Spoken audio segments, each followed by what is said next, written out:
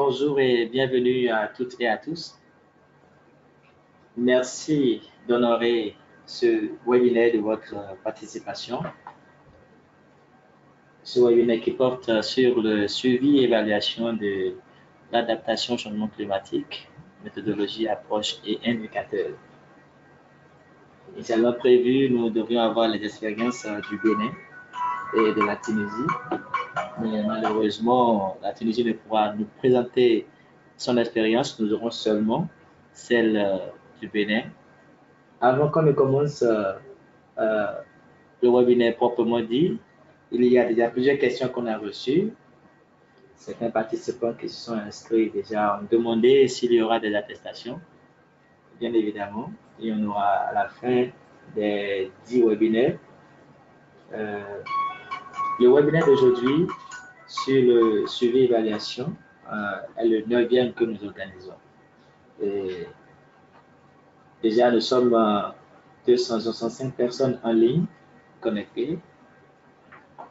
Donc, lorsque nous allons démarrer, vous verrez sur l'onglet qui vous permet de poser les questions. Vous cliquez sur questions et vous y saisissez votre question tout en précisant le communicateur ou la communication à laquelle la question est adressée. Et si vous avez des ennuis techniques, vous nous écrivez aussi dans le même onglet questions. Voilà. Et donc, comme je l'annonçais, nous aurons d'abord une introduction sur la thématique. Après, nous parlerons de la méthodologie, des approches et des indicateurs. Et nous aurons l'expérience du Bénin seulement dans le secteur de la santé. Donc, je demande à ce que chacun puisse, dans la mesure du possible, couper toute autre application qui pourrait ralentir la connexion de votre ordinateur et que ce soit seulement les communications au travers de d'autres webinaires qui seront présents sur votre écran pour une meilleure communication, une meilleure écoute. Alors, nous sommes encore en train de régler quelques petits aspects techniques avec celui qui va introduire, mais je peux déjà commencer par introduire moi-même. Je suis Olaodié Odubele, conseiller technique au projet d'appui scientifique au processus de plan national d'adaptation au changement climatique qui intervient, qui a 3 pays focaux, le Bénin, le Sénégal et le Burkina Faso, mais qui aussi entretient des échanges régionaux comme celui-ci avec plusieurs autres pays. Alors, le webinaire que nous organisons est inscrit dans le cadre de sa 4e composante. Alors, comme je l'annonçais aussi, c'est prévu 10 webinaires. Nous sommes donc à présent au 9e. Les webinaires sont organisés en collaboration avec l'Institut de la francophonie pour le développement durable. Voilà. Pour parler du projet PASPENA, projet d'appui scientifique au processus de plan national d'adaptation au changement climatique, disons, le projet vise l'amélioration de la capacité pour la conception du processus PNA à base scientifique axé sur l'efficacité au niveau des PMA francophones d'Afrique subsaharienne. Et comme je le disais aussi, le Bénin, le Sénégal et le Burkina sont les 3 pays focaux, mais des échanges comme celui-ci sont tenus avec d'autres pays, principalement les 15 PMA francophones d'Afrique subsaharienne. Le projet est mis en œuvre par la GIZ en coopération avec Climate Analytics. Au Bénin, le projet est mis sous la tutelle du ministère du Cadre de vie et du Développement durable en coopération avec le Centre de partenariat et d'expertise pour le développement durable. Au Sénégal, il est sous la tutelle du ministère de l'Environnement et du Développement durable. Au Burkina Faso, c'est le ministère de l'Environnement, de l'économie verte et des changements climatiques qui l'abrite. Le projet officiellement a une durée de 3 ans, donc il tire sa fin. Bien sûr qu'il est en prévision la possibilité d'étendre, bien sûr, le projet pour un petit moment. Alors, j'annonçais donc qu'il a quatre composantes, le projet PASS-PNA. La première composante qui porte sur le renforcement des cadres de gouvernance du processus PNA, officiellement mis en œuvre dans les trois pays, Bénin, Burkina Faso et Sénégal, où il y a eu plusieurs états des lieux qui ont été faits du point de vue scientifique et politique par rapport à l'information climatique, par rapport aux différentes stratégies politiques qui déjà prennent en compte l'adaptation au changement climatique, aussi par rapport à l'aspect scientifique, les études de vulnérabilité qui ont été menées au Bénin dans trois secteurs, eau, santé et agriculture. La composante 2, c'est le renforcement de la capacité scientifique qui a été conduit au niveau du Bénin, déjà Sénégal et Burkina Faso aussi, et qui a permis aussi de montrer déjà avec les acteurs nationaux comment conduire les études de vulnérabilité, avec les modèles, avec les scénarios climatiques, et puis aussi surtout sortir des éléments de communication, des outils de communication, des outils à l'intention des décideurs politiques, aussi des documents scientifiques qui ont été produits dans cette composante. Par rapport à la troisième composante, c'est la facilitation de l'accès au financement de mesures d'adaptation prioritaires. Ici, le premier état des lieux qui a été fait était par rapport au projet ayant été déjà soumis à un financement climat qui est peut-être abouti. Alors, un état des lieux a été fait pour voir un peu quel est l'état de ces projets soumis au financement climat et comment améliorer les lacunes qui ont été constatées. À la suite de cela, un concours d'idées a été organisé pour sélectionner 5 idées de projets au Bénin, au Sénégal et au Burkina Faso, 2 au Bénin, 2 au Sénégal et une idée au Burkina Faso ont été retenues. Donc. Et ces idées ont été développées, sont d'ailleurs en cours de développement en notes conceptuelles qui seront soumises à l'approbation du Fonds pour le climat au travers le SAP qu'on avait vu lors du dernier webinaire. Voilà, le processus d'approbation simplifié. Et la quatrième composante qui porte sur le réseau d'échange des praticiens sur le PNA, et c'est dans cette composante qu'on a plusieurs activités telles que les webinaires. On a aussi eu déjà 2 ateliers régionaux, le premier au Bénin, le second au Sénégal, et d'autres échanges qui ont lieu, par exemple des side events à la COP, au COP 23 et 24. Et par rapport au webinaire, ce qui nous réunit aujourd'hui, bien sûr, il est prévu une série de 10. Nous avons déjà fait 8 et nous sommes au 9e aujourd'hui. Nous sommes au 9e webinaire et ce webinaire sur le suivi et évaluation de l'adaptation au changement climatique, approche méthodologique et indicateur. Donc, c'est sur quoi nous allons nous entretenir cet après-midi lors de ce webinaire. Bon, pour avoir quelques contacts du projet, et si vous avez à gauche la chargée du projet, Madame de Lébunet, qui est basée ici au Bénin, mais qui coiffe les 3 pays, et à droite, c'est moi-même, Ola Oudjéou. Et je facilite ce webinaire. Alors, je veux bien rappeler quelques informations utiles qui pourront servir, bien sûr, lors de ce webinaire. Je l'annonçais déjà tout à l'heure. Alors, je disais, de veiller à ce que ce soit, que toute autre application pouvant limiter votre connexion soit fermée déjà sur votre ordinateur et de veiller à ce que vos questions soient saisies dans la partie dédiée à cet effet. Vous verrez sur votre écran, c'est écrit questions. Dans la partie questions que vous allez saisir vos questions. Et si vous avez des ennuis techniques, des difficultés, vous pouvez aussi nous les chialer dans cette partie questions.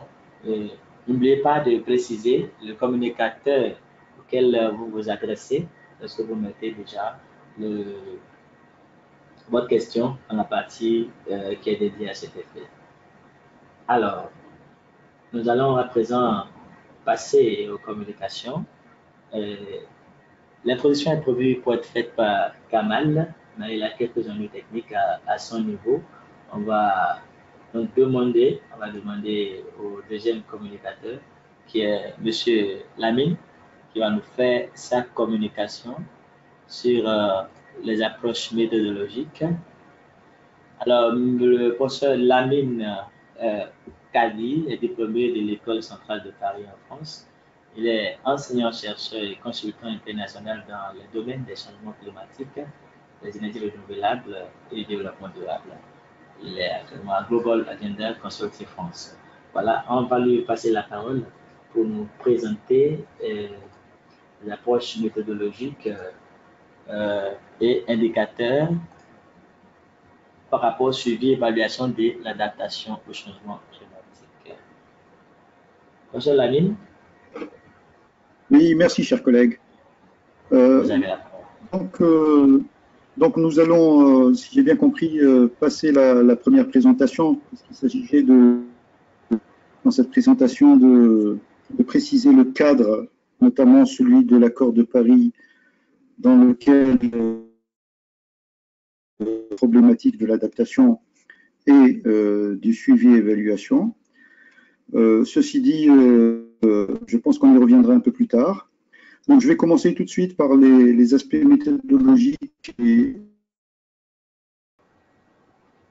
Alors, je disais que je commencerai par un petit rappel donc, sur le cadre international de l'adaptation depuis l'accord de Paris, donc qui évolue depuis l'accord de Paris.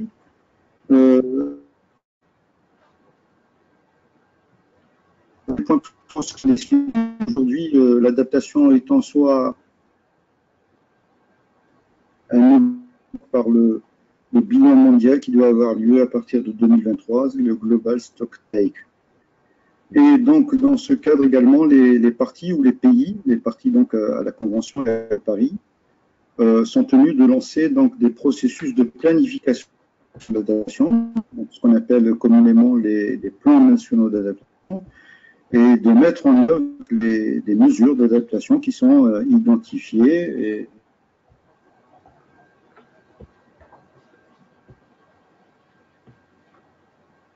les mesures après l'accord de Paris, donc on va vers un cadre de transparence en œuvre progressivement, et donc ce cadre de transparence va de plus en plus concerner également l'adaptation. Et dans ce cadre-là également, la question du genre est très importante pour l'adaptation, y apporter une attention particulière. Et je rajouterai qu'il faut souligner au l'heure d'aujourd'hui, donc 75% des CDN, c'est-à-dire des contributions déterminales qui ont été soumises à travers l'accord de Paris et après, comprennent une composante d'adaptation. Donc l'adaptation est un sujet très important aujourd'hui, notamment pour les pays en développement. Et les actions de transparence et de communication pour l'adaptation, ce qui est déjà le cas donc pour l'atténuation, donc à travers les communications nationales, etc. Donc il faut également qu'il existe différents cadres et systèmes de suivi et d'évaluation dans les pays, dans les parties, et qui concernent donc les différents engagements de 2030 des Nations Unies en ce qui concerne les objectifs de développement durable. Vous avez également les systèmes de suivi et évaluation en ce qui concerne le cadre de Sendai qui est consacré donc à la réduction des risques, puis les contributions déterminées au niveau national, donc qui vont qui sont l'essentiel donc de la mise en œuvre de l'accord de Paris. Et plus traditionnellement, donc on a mis en place des systèmes d'évaluation qu'on appelle communément les MRV, concernant donc les communications nationales et pour les pays en développement. dans les parties. Aussi, on a développé des systèmes d'évaluation, de suivi et d'évaluation pour des projets d'adaptation bien précis.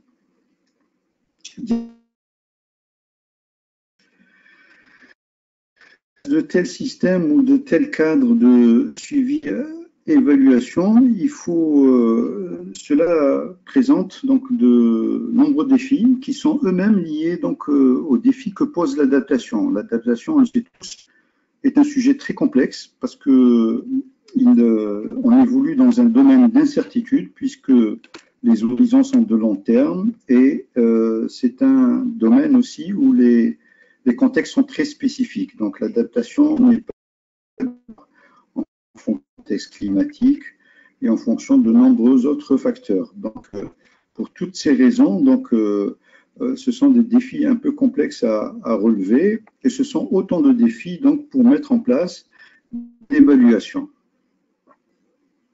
Il existe des défis opérationnels à relever, donc notamment souvent très élevés, les critères de suivi notamment, et parce que généralement dans les pays en développement, il y a de faibles capacitation générale. Ensuite, un autre défi, c'est qu'il faut se connecter de champs tels qu'on les a évoqués précédemment. L'autre problème, la comparabilité des indicateurs. Donc, il faut s'assurer qu'on met en place offrir la possibilité. Une autre difficulté aussi qui est des données de qualité, déjà de et de coordonner les efforts de suivi et d'évaluation. C'est ce qu'on appelle communément donc, les problèmes d'intersectorialité, puisque beaucoup de secteurs sont concernés par l'adaptation et souvent le fonctionnement ou la gouvernance, disons, ces questions est liée à ce problème d'intersectorialité. Ensuite, le financement et l'Institut d'évaluation nationaux est aussi un écueil important à surmonter. Alors, ceci nous amène à des indicateurs pour l'adaptation. Donc, l'indicateur est défini comme une variable mesurable, donc qui permet les évolutions de période donnée. Donc, je vous ai dit que les horizons de long terme pour l'adaptation, puisque ils se projetent souvent à des futurs, une difficulté, une complexité très importante. Donc, les indicateurs pour l'adaptation doivent nous permettre donc, de réaliser dans la mise en œuvre des politiques, des stratégies et des mesures d'adaptation. Donc, souvent, les mesures d'implémentation. L'adaptation sont des concepts qui marchent en parallèle, qui peuvent être toujours pour les financements, pour les civils, et aujourd'hui, c'est un de tel système pour l'accès plus compétitif. Les indicateurs, les priorités d'adaptation décideurs, puisque cette catégorie d'acteurs, donc notamment les décideurs politiques, doivent donc indicateurs suffisamment clairs et suffisamment pertinents pour pouvoir en leur importance en matière donc de suivi. Ils doivent nous permettre également donc à évoluer donc bien ou moins bien et quelles sont les lacunes donc tous les éléments d'information nécessaires donc, pour les processus et mécanismes internationaux liés au changement climatique. Donc les parties, les pays doivent communiquer aujourd'hui sur l'adaptation, donc ces indicateurs doivent être aussi conçus pour fournir tous les éléments d'information nécessaires. Merci. Alors, les indicateurs, est-ce qu'on peut passer à la diapo suivante? Voilà, merci. Alors, les caractéristiques que doivent présenter ces indicateurs, donc ils doivent être spécifiques, donc ils doivent être simples, clairs et faciles à comprendre et à communiquer, ils doivent être mesurables, ils doivent toujours, dans la mesure du possible, se baser sur des données disponibles ou sur des données qui sont toujours optimisées entre ce qu'on peut faire de mieux, et donc ils doivent être atteignables aussi. Ça veut dire que les indicateurs ainsi, donc les métriques utilisées, donc les utilisables et sont donc à évoluer donc tout au long du projet ou du programme. Ils doivent être réalistes, bien sûr, et surtout transparents, donc doivent être indiquer la source de ces données et s'il y a traitement de ces données, donc de quelle méthode pour traiter ces données. Donc le critère de transparence est très important, donc pour juger de la fiabilité ou de la qualité. Et ils doivent être temporellement définis, c'est-à-dire que ces indicateurs peuvent donc valeur varier au cours de la période considérée, et donc on doit toujours définir un intervalle, une période de validité de ces indicateurs. Diapo suivante, s'il vous plaît. Essentiellement donc la mise en œuvre du projet ou du programme, et puis les indicateurs de résultats, donc comme leur nom l'indique, du projet ou du programme, donc de l'action. Et donc donc c'est principalement des indicateurs relatifs aux activités et puis aux intrants donc du processus ou des réalisations, donc les outputs et les outcomes en langage international, et puis ce qui est désiré, donc y compris donc le changement de moyen et long terme, donc l'évolution temporelle, donc au cours de la période qui, comme je l'ai dit précédemment, peut être très longue, et les impacts, donc ce qui est espéré de ce programme, donc les effets des interventions de la mesure, le programme, dans le long terme. Diapo suivante, s'il vous plaît. Merci. Alors, les catégories d'indicateurs donc les indicateurs donc doivent prendre donc pour mettre en place ce cadre de suivi et évaluation, on doit prendre en considération un nombre suffisamment d'indicateurs pour couvrir tous les aspects liés à l'adaptation, donc les processus, les impacts, les interventions à différents niveaux de projet ou de programme. Et ceci, donc, nous inclut des indicateurs qui sont relatifs donc, aux différentes activités du pays, donc principalement les systèmes de production agricole, donc, y compris donc, la économique et sociale, et puis tout ce qui concerne donc, la gouvernance de l'action, donc tout ce qui est institution et action politique. Diapo suivante. Comme je l'ai signalé précédemment, donc le genre on doit accorder aux gens, pardon, et ceci depuis donc l'accord de Paris et plus précisément depuis le plan d'action sur le genre qui a été adopté la 23e conférence des parties, la CDP 23. Donc l'importance de la prise en compte de la dimension genre, y compris donc dans la sélection des indicateurs qui vont constituer le cas. Diapo suivante. Alors, les points clés en ce qui concerne les indicateurs, sélectionner à la fois des indicateurs de processus et de résultats, et puis compte tenu de la nature donc multidimensionnelle ou multisectorielle de l'adaptation, il faut utiliser plusieurs indicateurs, plusieurs des sources de données et s'assurer de leur disponibilité donc pour construire efficacement ces ensembles d'indicateurs. Diapo suivante. Ici, je donne un exemple qui est sur un cadre, donc un cadre qui est développé par l'IED, donc, et qui est assez intéressant à étudier et à mettre en œuvre. Donc ici, on représente, donc c'est l'abréviation en anglais pour Tracking, Adaptation and Measuring Development.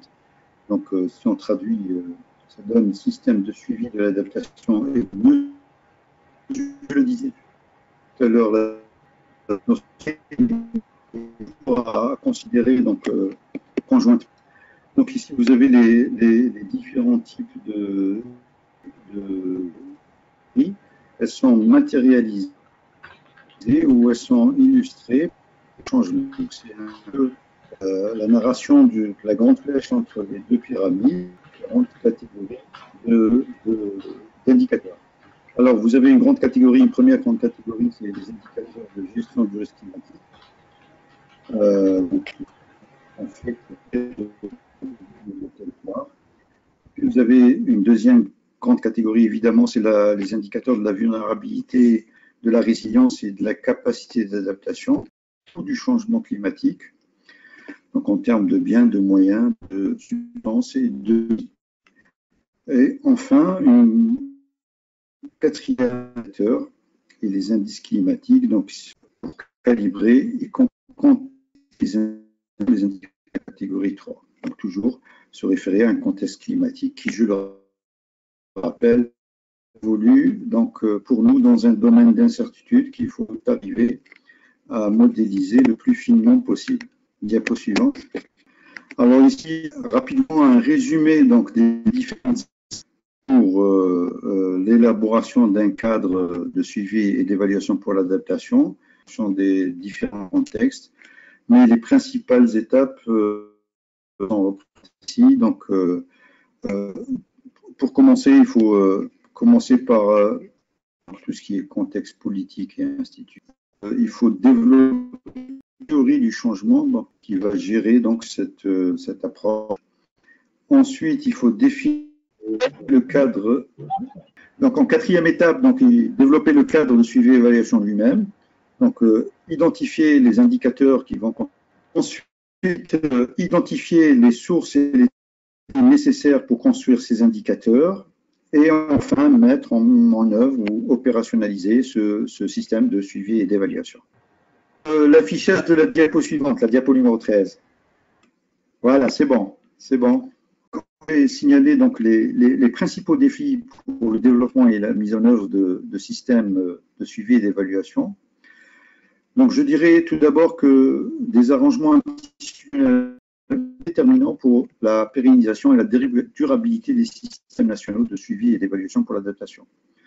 Ensuite, l'intersectorialité que nous avons évoquée précédemment est au cœur de ces attentions de ce point de la gouvernance qui va influer beaucoup et souvent être déterminant pour la réussite de la mise en œuvre. Comme je l'ai répété souvent à travers cette présentation, il est important de toujours croiser les systèmes de suivi et évaluation de l'adaptation et du développement. Donc, il faut considérer simultanément, donc dans la mesure du possible, hein, quand on le peut, c'est un objectif à atteindre. Il faut considérer simultanément donc, les contributions de l'adaptation au développement et les contributions du développeur donc, en matière de suivi et d'évaluation de l'adaptation. Voilà, je pense que c'est la dernière diapositive. Je vous remercie de votre... Merci beaucoup au docteur Kadi Lamine pour cette communication. Certes, il y a à certains niveaux quelques ruptures avec la connexion. Nous espérons que ça ira mieux avec les autres communicateurs. Madame Dejila aussi a quelques années à se connecter, mais son prédécesseur, Monsieur Sourou Djinda, qui a d'ailleurs conduit le travail de l'intégration de l'adaptation au changement climatique dans le PNDS. Le PNDS, c'est le Plan national de développement sanitaire. C'est lui qui avait initié cette activité en son temps et on avait pu intégrer l'adaptation au changement climatique dans ce PNDS. Alors, après que l'adaptation a été intégrée dans le PNDS, toujours avec lui, aussi, il fallait l'intégrer dans le plan de suivi et évaluation du même plan. Donc, c'est ce qui a été fait et c'est ce résultat que M. Adinda, en lieu et place de Mme Emion, va nous présenter à présent. M. Adinda, vous êtes là? Bonjour, M. Adinda. Oui, nous vous recevons seulement la communication. Oui, allez-y, vous avez, j'affiche chez moi et puis vous avez juste parlé.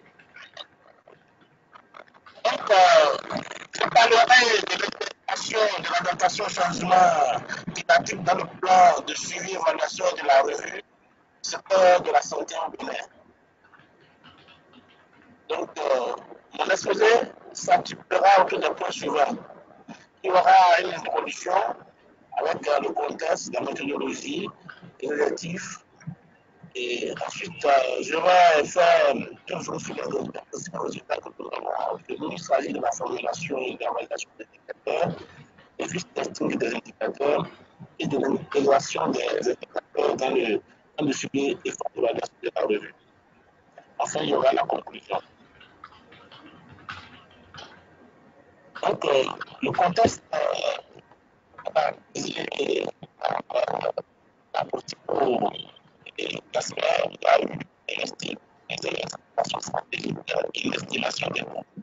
Ok. Donc, je disais donc que nous avons fait le diagnostic et nous avons revu les orientations stratégiques et nous avons fait l'estimation des coûts. Donc, notre objectif, c'était d'avoir un PNDS climato-compatible qui implique donc un plan de suivi et évaluation de la revue climato-compatible. Diapo suivant. Diapo suivant. OK. Oui. L'introduction, par rapport à la méthodologie que nous avons utilisée, nous avons mobilisé des experts, des expertises dans plusieurs domaines, et en lien avec la santé. Nous avons fait un travail préparatoire. Ensuite, nous avons identifié les points d'entrée de l'adaptation au changement climatique dans le plan de suivi et évaluation de la revue. Ensuite, nous avons formulé et validé ensemble les 3 indicateurs liés à l'adaptation au changement climatique dans le PSR. Ensuite, nous avons élaboré les fiches techniques de ces indicateurs et parce qu'il fallait donner les méthodes de calcul et la périodicité de collecte des données. Ensuite, ces indicateurs ont été intégrés dans le PSR et nous avons également identifié quelles sont les actions prioritaires et les structures responsables. Donc, l'objectif, c'était donc de proposer 2 ou 3 indicateurs traceurs de suivi et évaluation relatifs à l'ACC. Donc, comme je l'ai déjà dit, il fallait élaborer pour chacun de ces indicateurs des fiches techniques et intégrer ça dans le cadre de performance et le cadre logique du PNDS et le chapitre 3 qui concerne le cadre de suivi et évaluation. Diapo suivant. Donc, quels sont donc les 3 indicateurs traceurs que nous avons identifiés? Le premier est relatif à la proportion des documents de politique et stratégie, de référence et plans climato-compatibles élaborés et mis en œuvre dans le secteur de la santé.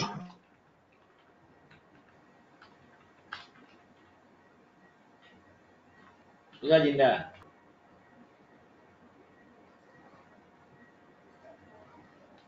Quelques ennuis techniques aussi avec M. Adinda. Allô, M. Adinda?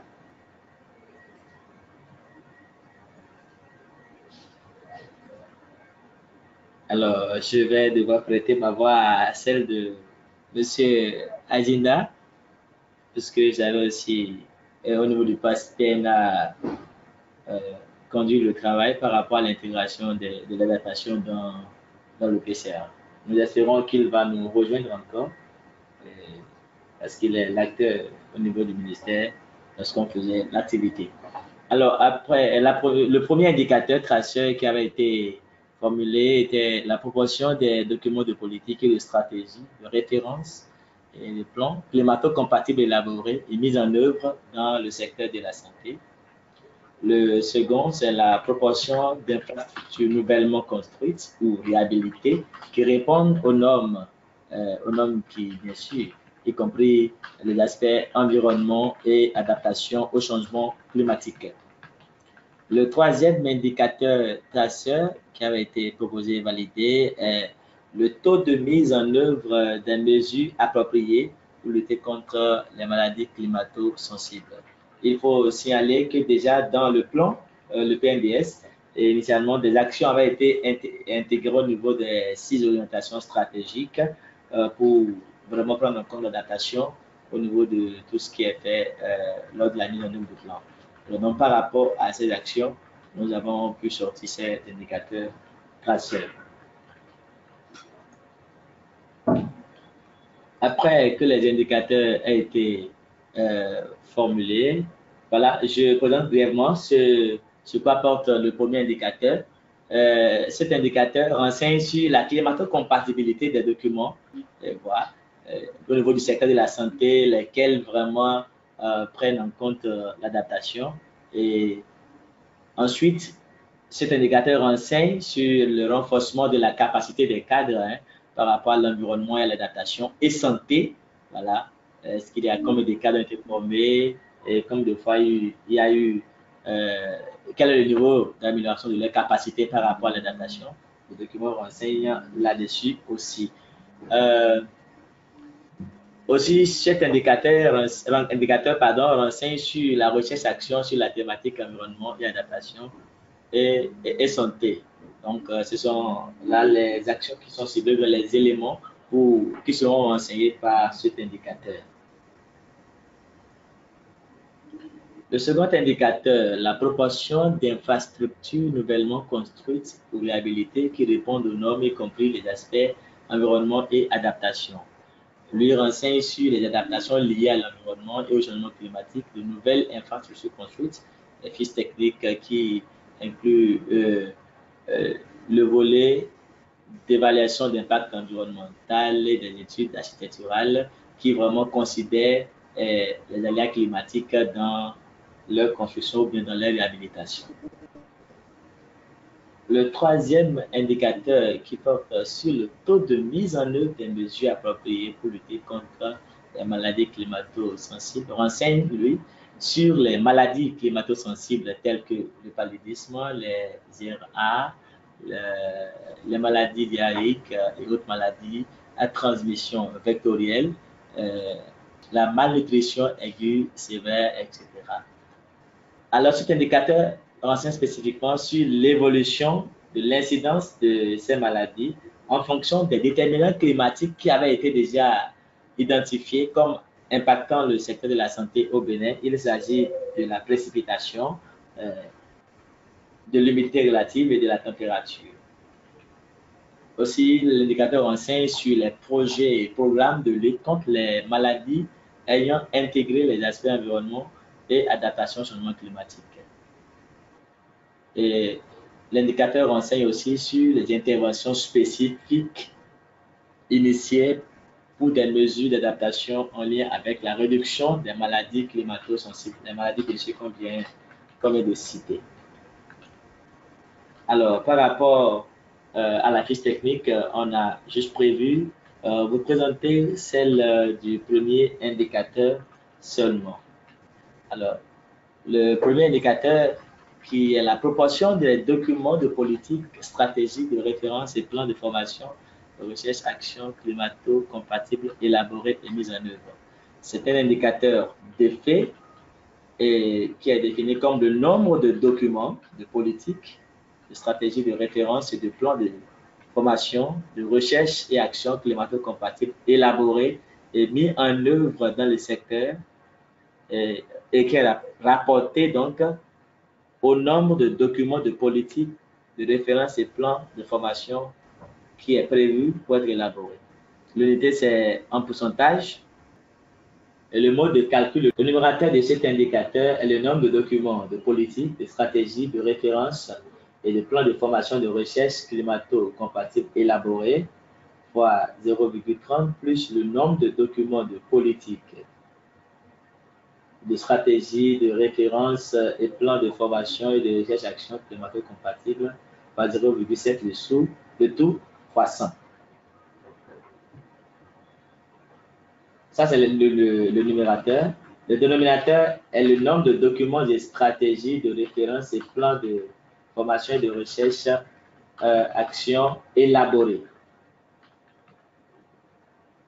Cet indicateur permet d'apprécier le niveau de prise en compte des aspects environnement et adaptation au changement climatique dans le secteur.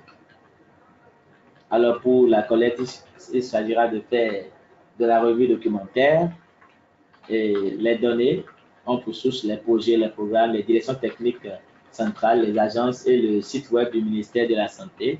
C'est un indicateur qui est mesuré au niveau national et avec une périodicité annuelle. La difficulté est possible, sinon la difficulté, les limites qu'on avait pu identifier dès l'élaboration étaient la disponibilité de ressources et le suivi, sinon la mesure de l'indicateur est sous la direction de la prospective de la programmation, c'est elle qui conduit et qui fait ce suivi. La norme de référence est 50 et puis la valeur de base, comme 2017 prix, ça fait, ce n'est pas déterminé, ND. Et la cible 2022 du PNDS, c'est qu'on est 100%. Voilà donc un peu la fiche technique pour le premier indicateur. Les deux autres aussi ont leur fiche technique. Ainsi élaboré, il a été donc possible d'intégrer l'indicateur au niveau du plan de suivi, évaluation et de revue qu'est le PCR. Alors, il faut dire que ce plan qui est consacré au suivi évaluation dispose d'un chapitre qui est intitulé cadre de suivi évaluation et qui présente tous les indicateurs spécifiques par OS. L'OS, c'est l'orientation stratégique. Les indicateurs spécifiques sont au nombre de 112 dans le PNDS et les indicateurs traceurs sont au nombre de 50. Donc, les trois indicateurs de suivi et évaluation de l'ACC ont été intégrés à ces indicateurs traceurs. Alors, pour vous montrer un peu le cadre de suivi et évaluation au niveau de ce PCR, c'est ce tableau que vous voyez, c'est juste, on vous montre ici l'entête, le numéro de l'indicateur sous l'orientation stratégique. Il y a d'abord le libellé, le type indicateur, indicateur d'effet ou impact, l'unité de mesure, l'année de base, la valeur, la source d'information, et puis les niveaux attendus sur chaque année jusqu'au thème du PNDS actuel, le rapport, la périodicité et les observations. Donc, chacun des indicateurs a été intégré sous l'OS qui lui correspondait au niveau de ce cadre de suivi évaluation. Alors, pour finir, nous pouvons dire par rapport au secteur de la santé au Bénin, l'adaptation est intégrée au PNDS. Elle est aussi intégrée au plan de suivi et évaluation du PNDS. Et les trois indicateurs tracés de suivi et évaluation de l'adaptation sont contenus dans ce PNDS déjà et vont permettre de suivre l'adaptation dans les différentes OS, dans les différentes relations stratégiques et que le PNDS, lui, a été déjà validé et sa mise en œuvre a déjà commencé. Quant au PCR, les négociations sont encore en cours, les travaux sont en cours pour sa validation et pour pouvoir vraiment commencer sa mise en œuvre. Voilà quelques idées que les acteurs du ministère de la Santé ici soutiennent fortement. C'est que lorsqu'on ne planifie rien, c'est aussi planifier l'échec. Quand on ne suit rien, c'est perdre sa piste. Quand on n'évalue rien, c'est ignorer sa performance. Alors, merci. J'avais juste presté ma voix à d'abord Madame Hermione Bedila et puis ensuite à M. Adinda Sourou qui avait vraiment des ennuis à se connecter sur le webinaire de cet après-midi. Alors, nous avons déjà passé assez de temps. Les communicateurs aussi éprouvent quelques difficultés à se connecter pour nous suivre dans ce webinaire. À présent, on va laisser place à vos questions. Comme on vous l'avait dit, que vous allez avoir, vous devez avoir déjà saisi vos questions dans les parties indiquées. Alors, j'espère que ça a été fait et que maintenant, avec le collègue Zoom, et je vais lui passer l'écran pour qu'il affiche. Certainement, on ne pourra pas répondre à toutes les questions. Nous espérons que le collègue Zoom a réussi à sortir quelques questions. Alors, je vais lui passer l'écran pour qu'il nous affiche les questions. Monsieur Kadi, vous êtes là? Oui, toujours. Ok, d'accord. Alors, Vous m'entendez? oui, nous vous recevons très bien, monsieur Kadi. Nous vous recevons très bien.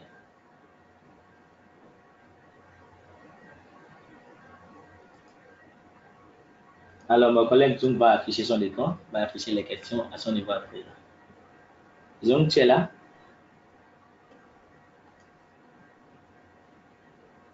Peux-tu afficher? Voilà. Monsieur Lamy, vous êtes là? Ok, d'accord. Voilà, une première Oui. question. Comment prenez-vous en compte la dimension participative dans le suivi et évaluation des adaptations au changement climatique? Alors, la dimension participative. Voilà. Comment considérer la participation des acteurs dans le processus pour suivre le changement, l'adaptation? Oui. Est-ce que vous avez des astuces, La des dimension indications? la question participative est fondamentale dans les processus d'adaptation. Donc, on le sait tous, ce sont des processus qui sont donc, consultation et de concertation doivent être menés avec différents acteurs, différentes parties prenantes, donc les plus pertinentes bien sûr,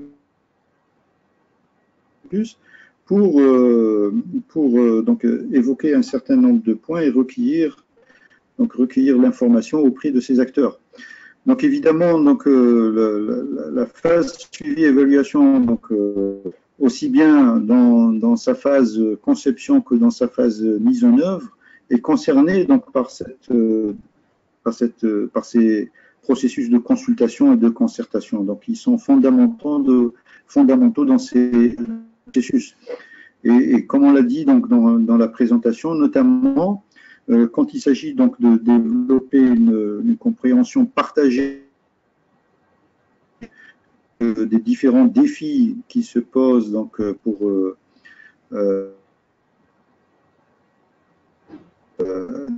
là où vraiment il faudrait mettre l'accent sur la dimension participative. Et donc identifier tout d'abord donc les acteurs ou les parties prenantes les plus pertinents donc pour cette concertation et ces consultations. D'accord, merci Monsieur Lamine. Il y a aussi la question sur le moment, à quel moment on peut évaluer, je sais pas. À quel moment précis? De suivi évaluation, je l'ai dit, donc il intervient donc à travers les indicateurs dans les phases de mise en œuvre et pour les résultats. Donc, au moment de la mise en œuvre, disons, le cadre de suivi et évaluation commence à prendre effet. Mais dit, il va continuer à prendre effet tout au long du processus. Donc c'est un processus itératif, donc il est appelé à évoluer lui-même au cours du temps et à être amélioré aussi au cours du temps. Donc ce qu'il faut aussi rappeler, ce sont des processus où on apprend beaucoup, où il y a beaucoup d'échanges d'informations. Et donc, tout le processus évolue donc, dans le temps, y compris le cadre d'évaluation et de suivi. Il est appelé à évoluer donc, en fonction de l'évolution des contextes, en fonction de l'évolution des connaissances, etc. D'accord. Je risque de rester avec vous encore pour les autres questions qui ont été adressées par les participants. pour voir sur l'écran, s'il faut prioriser les indicateurs et quelle est la meilleure approche pour suivre un grand nombre d'indicateurs. Allô? Faut-il prioriser les indicateurs, c'est cela? Voilà, la question est de savoir s'il est important de prioriser les indicateurs. Ou bien est-ce qu'il y a, si on n'a pas priorisé, quelle est l'approche pour pouvoir suivre un grand nombre d'indicateurs? Alors, comme indiqué au cours de la présentation, donc il faut toujours essayer d'optimiser donc le recours à un nombre d'indicateurs suffisant et nécessaire. Donc tout dépend du contexte du projet ou de l'action ou du programme. Et le coût de la disponibilité de l'information pour construire ces indicateurs et le coût d'accès à cette information. Donc, toujours, il y a ce problème du coût qui est déterminant souvent pour mettre en œuvre le nécessaire d'indicateurs. Ok, donc il faut prioriser, surtout voir le coût, parce que quand on a trop d'indicateurs, c'est aussi mobiliser beaucoup de ressources pour pouvoir les mesurer. Allô, nous ne le recevons plus. Allô, monsieur Lamine.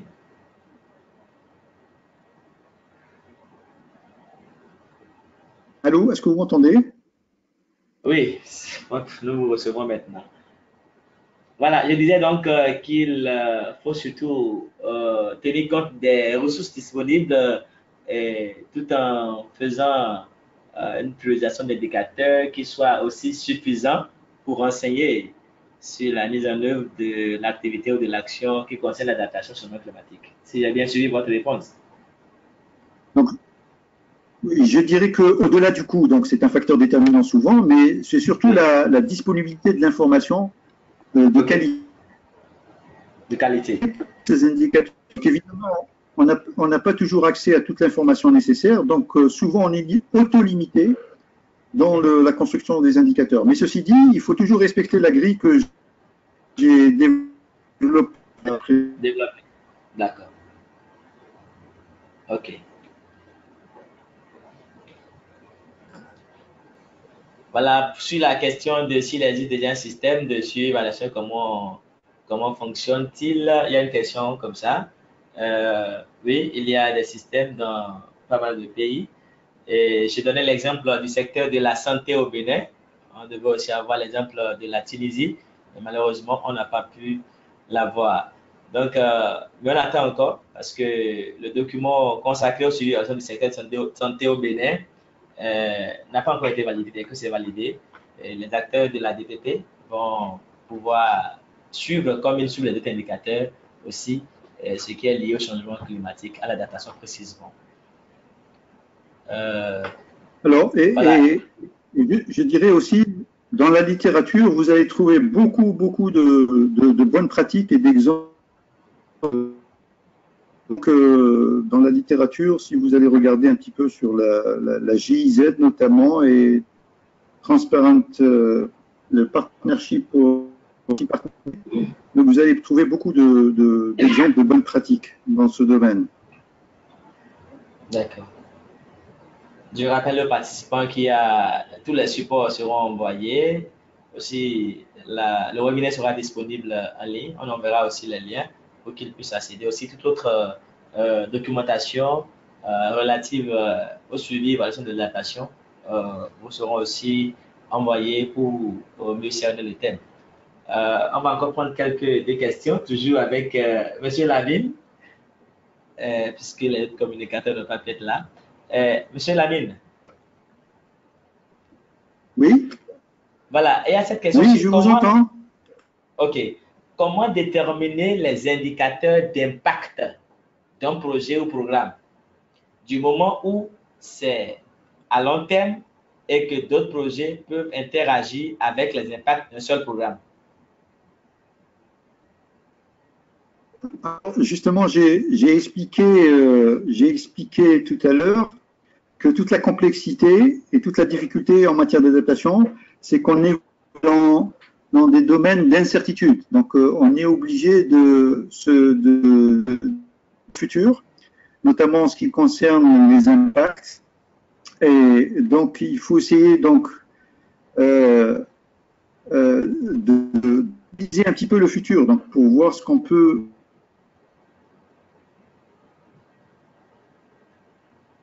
vérifier, grande certitude en matière d'évolution, et de ce fait, donc les indicateurs d'impact être très affectés par ces évolutions. Donc, certitude, mais cependant, l'effort doit être fait de modéliser donc ce futur, notamment climatique, précision possible, notamment par ce qu'on appelle et de ce fait, on peut évaluer les indicateurs d'impact à travers la modélisation. Ce ne sont pas réellement des indicateurs,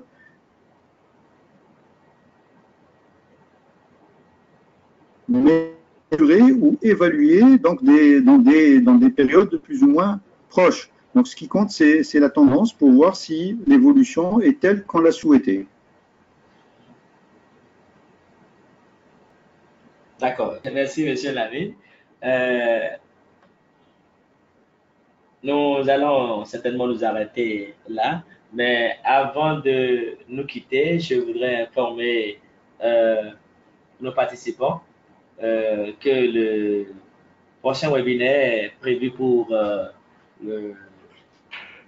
le mardi prochain, donc dans une semaine, le 20 août, et ce sera toujours à la même heure, à 15h GMT. Et nous parlerons de l'implication du secteur privé dans le processus pénal, l'importance et le rôle du secteur privé. Et déjà, les invitations seront lancées d'ici demain et pourront encore s'inscrire. Et par rapport au webinaire de ce jour, je veux déjà leur présenter toutes les excuses pour les dysfonctionnements techniques qui ont été observés tout au long du webinaire. Il y a plusieurs de nos communicateurs qui n'ont pas pu se mettre en ligne, ceux qui l'ont pu ont eu plus tard des ennuis de pouvoir se joindre à nous. Voilà. Mais de toutes les façons, nous avons pu tenir le webinaire et nous avons eu une seule communication. Mais nous allons partager avec vous les autres communications. Nous allons les partager avec vous et vous pourrez donc les voir. Et si vous avez des questions, vous pouvez toujours nous les envoyer. Les envoyer par mail. Nous allons vous répondre. Quant aux autres questions qui ont été posées ce soir, on va aussi y apporter des réponses et vous revenir. Si on va vous envoyer les réponses par mail, vous aurez les réponses à ces questions à cet effet. Et voilà, je disais que vous aurez le lien de l'enregistrement du webinaire, vous aurez les communications. Quant aux attestations, elles seront délivrées après le 10e webinaire. Nous allons encore vous demander de vous inscrire à ce webinaire dès que vous avez le lien d'inscription pour que vous puissiez y participer et bénéficier des informations qui seront partagées, des expériences qui seront partagées et pouvoir avoir votre attestation. Merci pour votre aimable attention. Merci d'avoir suivi ce webinaire que le projet PASPNA vous a présenté en collaboration avec l'IFDD, l'Institut de la francophonie pour le développement durable. À mardi prochain. Merci beaucoup.